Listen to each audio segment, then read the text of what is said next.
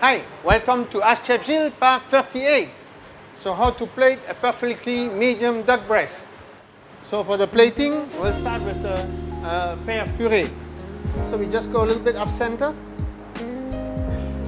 Start with big, and we go smaller, and smaller, and smaller.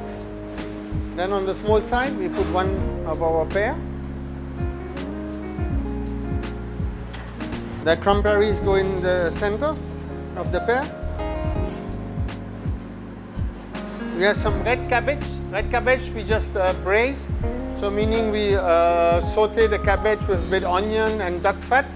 And then I put some red wine, but you can also replace with some brown stock or a little bit of chicken stock.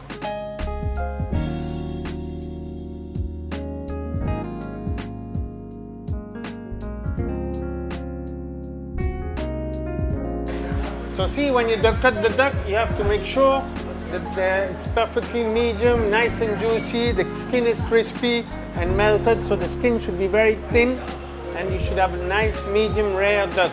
That's what we're looking for.